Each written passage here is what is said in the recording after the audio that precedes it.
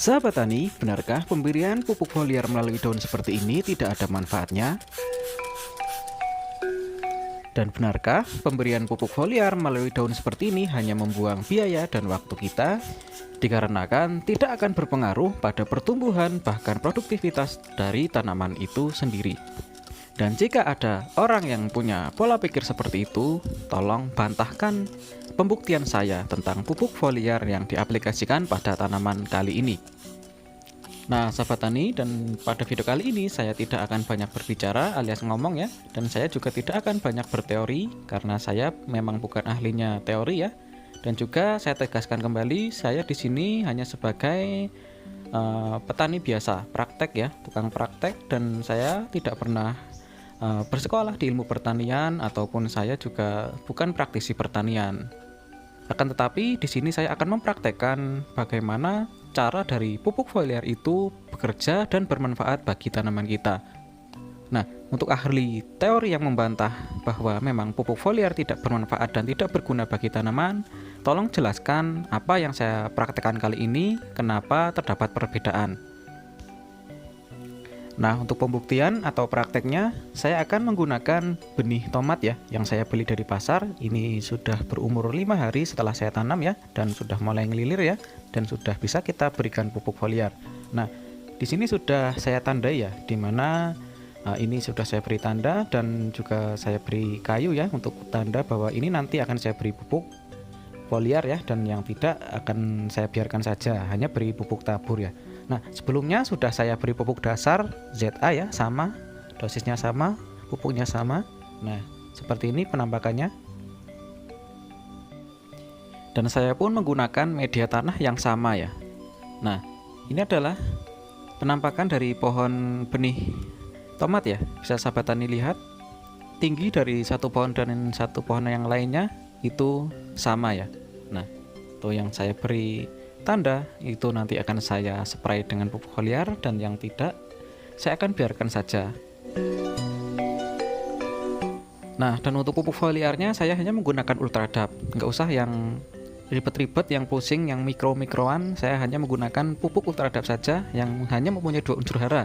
Dan sekarang di tanggal 30 Juni ya, saya sudah buatkan tabel seperti ini. Saya akan melakukan penyepraian yang pertama pada tanaman ini ya. Ini sekarang tanggal 30 Juni. Saya hanya menggunakan pupuk ultradap. Nah, sekarang saya akan melakukan penyepraian.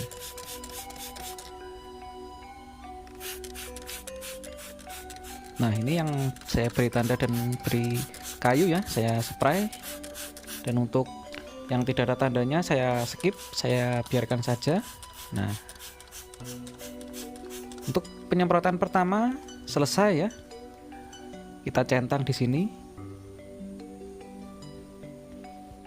Nah, dan sekarang sudah tanggal 6 Juli dan ini waktunya jadwal penyemprotan.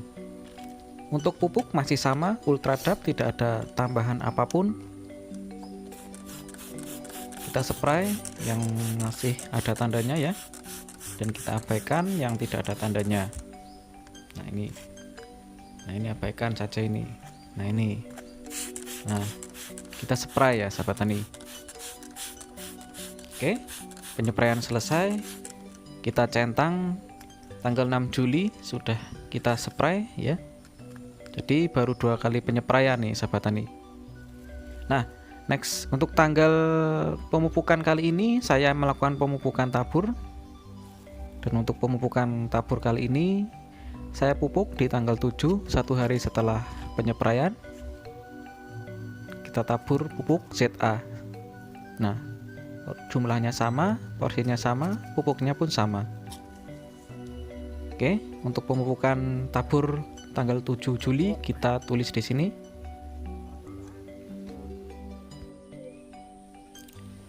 Nah, oke, sekarang kita perlihatkan hasilnya ya sahabat tani. Saya akan perlihatkan hasilnya, perbandingan antara tanaman tomat yang diberikan pupuk foliar dan tidak saya berikan pupuk foliar. Nah, sekarang tanggal 12 Juli. Nah, Jumat ya, hari Jumat. Saya perlihatkan hasilnya. Saya akan taruh di situ ya, agar nanti lebih jelas untuk perbandingannya. Nah, di sebelah kanan tanaman tomat yang tidak saya spray menggunakan pupuk foliar, dan yang kiri adalah tanaman yang dispray dengan pupuk foliar yang ada tandanya itu ya di polybagnya, kertas putih itu saya tempelkan di situ. Nah, di sebelah kiri nampak sekali perbedaannya ya sahabat tani, dari tinggi tanaman bisa dilihat ya. Nah, yang sebelah kanan ini tidak saya spray, bahkan yang tidak saya spray itu tanamannya mati satu ya sahabat tani. Dari 5 buah ini tinggal 4 buah saja. Nah, tinggal 5 biji nih, 5 ekor. Nah, jika kita lihat dari dekat, warna daun dan bentuk daunnya juga agak berbeda, lebih besar-besar yang dispray menggunakan pupuk foliar, dan ini malah kusut yang sebelah sini ya. Tuh. Ini tanpa rekayasa, tanpa dibuat-buat ya, murni percobaan dan pembuktian, dan ini hasilnya. Jika kita lihat dari batang, kita bandingkan dari batangnya ya. Nah, kita lihat perbandingan dari masing-masing batang antara yang sudah diberi pupuk foliar dan yang tidak diberikan pupuk foliar juga tampak berbeda ya sahabat tani. Nah, ini adalah batang dari tanaman tomat yang dispray dengan pupuk foliar. Nah, tampak cukup lumayan besar dan segar ya, warnanya juga berbeda. Nah, coba kita bandingkan dengan yang tidak diaplikasikan pupuk foliar nih. Terlihat kurus, kecil, apalagi yang ini. Nah, tuh, saya perjelas lagi perbedaannya. Dan jika sahabat tani kurang jelas lagi, saya perlihatkan tanaman cabai saya yang saya spray juga menggunakan pupuk foliar. Hasilnya seperti ini. Nah, silakan bantah ya sahabat tani yang berteori bahwa pupuk foliar itu tidak berguna ataupun tidak berefek pada tanaman, atau pupuk yang diaplikasikan pada daun itu tidak berguna. Nah, lalu ini apa penyebabnya sehingga tanaman seperti ini? Apalagi yang di depan sana tadi, pohon tomat ya. Jelaskan secara teori. Silahkan ya berkomentar. Saya tidak akan marah apabila sahabat tani berkata yang sesuai fakta ataupun tidak sesuai fakta.